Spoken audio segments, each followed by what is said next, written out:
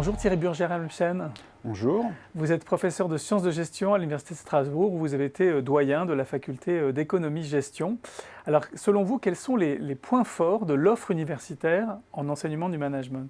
Alors, l'un des grands points forts de l'offre universitaire pour enseigner le management, c'est d'être capable de faire des combinaisons entre les différentes composantes au sein de l'université. Ainsi, de nombreuses facultés d'économie-gestion ont développé ces dernières années ce qu'on appelle les doubles licences. Formation en 3 ans, à cheval sur 2 composants de l'université et qui permettent aux étudiants méritants d'obtenir 2 diplômes. Typiquement, il peut s'agir d'une combinaison économie-gestion, mathématiques-statistiques ou économie-gestion, langue étrangère appliquée.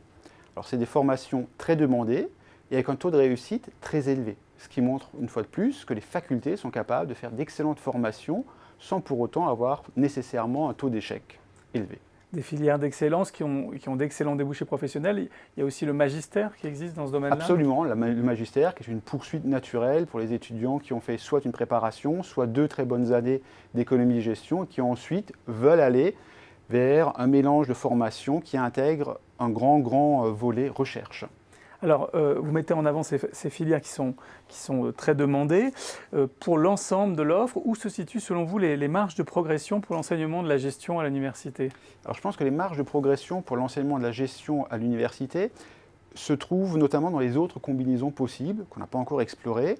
Et je pense également que la gestion à l'université pourrait beaucoup plus jouer sur ce côté un peu universitaire, où on met plus d'éléments quantitatifs et pas que des éléments qualitatifs qu'on retrouve notamment dans les écoles.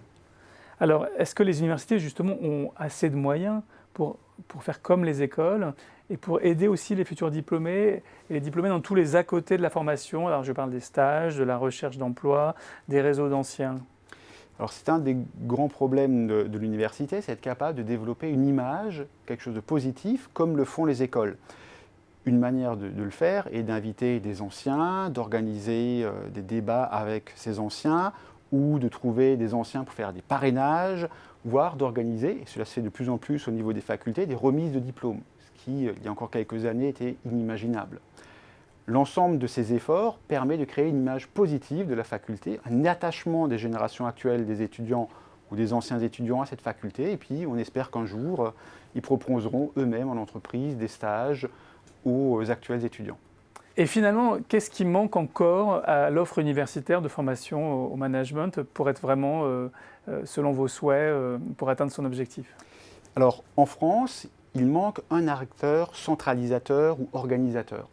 Si vous prenez purement les sciences de gestion, il y a la conférence des directeurs de grandes écoles, il y a le réseau des IAE qui s'est constitué, et il y a un autre acteur, la FNEJ, qui a réussi à mettre autour d'une table l'ensemble des sociétés savantes qui travaillent sur la science de gestion. Côté économie, il manque encore un acteur de ce type-là. Il y a d'un côté l'AFSE, l'AFEP et d'autres organismes, mais il n'y a pas encore de réelle interaction. Et il n'y a pas un acteur centralisateur qui permettrait de dire voilà, en France, l'économie et la gestion pourraient cohabiter de cette manière-là. Alors il y a certes un acteur qui fait quelque chose de très positif, c'est le CNRS, qui a eu l'intelligence de mettre économie et gestion dans la même section. Pour dire nous sommes des sciences humaines et sociales, il faut qu'ils collaborent. C'est un premier pas, mais il faut maintenant faire d'autres pas successifs. Merci beaucoup Thierry Burger-Amchen pour votre éclairage. Merci.